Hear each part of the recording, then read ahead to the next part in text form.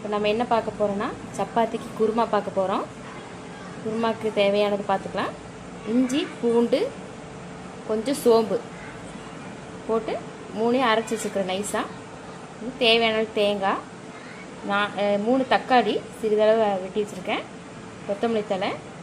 இதில் பார்த்திங்கன்னா பச்சை பட்டாணியும் பீன்ஸும் 2 இருக்குது, வேக வைக்கணும். இதையே பட்டை, ஏலக்காய், பிரியாணி இலை 1, மல்லித்தூள் 2.5 ஸ்பூன் போட்டிருக்கேன், 1/2 ஸ்பூன் மிளகாத்தூள், பெரிய வெங்காயம் 1, கருவேப்பிலை. இப்போ நம்ம இதெல்லாம் வச்சு தான் குருமா செய்ய போகிறோம். வாங்க பார்க்கலாம். வாங்க ஃப்ரெண்ட்ஸ், வீடியோக்குள்ளே வந்துட்டோம். இப்போ நம்ம ஆயில் ஊற்ற போகிறோம் தாளிக்கிறதுக்கு. ஆயில் நல்லா சூடாயிடுச்சு. ஏலக்காய், பட்டை, பிரியாணி இலை 3 போட்டுக்கிறோம். பாருங்கள் பொரிஞ்சிருச்சு. இப்போ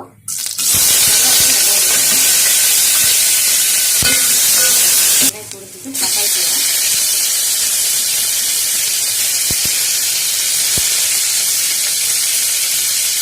நல்லா குக்கரில் செய்கிறோன்னா நம்ம அப்படியே எல்லா காயெல்லாம் போட்டு தேங்காயெல்லாம் போட்டு அப்படி வச்சுக்கலாம்.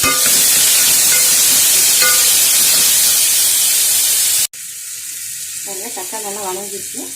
இப்போ வந்து இஞ்சி, பூண்டு, சோம்பு, அரை ஸ்பூன் சோம்பு போட்டு அரைச்சி வச்சுருக்கோங்க. அதை போட்டு இங்கே வணக்கம். 1/4 டீஸ்பூன் மஞ்சள்தூள், மிளகாத்தூள், மல்லித்தூள் இதை போட்டு அது நல்லா வணங்கணும். இது கூட கொஞ்சம் கொத்தமல்லி தழை. நல்லா வணங்கிடுச்சு. இப்போ நம்ம கல்லுப்பு போட போகிறோம். தேவையான அளவு உப்பு போட்டுக்கலாம். காரமும் உங்களுக்கு தேவையான அளவுக்கு நீங்கள் போட்டுக்கலாம். பார்த்துட்டு உங்களுக்கு எப்படி தோணும் அது மாதிரி போட்டுக்கோங்க. பட்டாணி, பீன்ஸ் 2 போட்டு அதில் நல்லா கிளறிடுங்க. நல்லா கிளறி விட்டிங்கன்னா கொஞ்சம் மசாலா அதில் கொஞ்சம் இறங்கும். நல்லா இதாகிடுச்சு. இப்போ தண்ணி ஊற்றுறாங்க. தண்ணி ஊற்றிட்டு அரைச்சி வச்ச தேங்காவை போடுறோம்.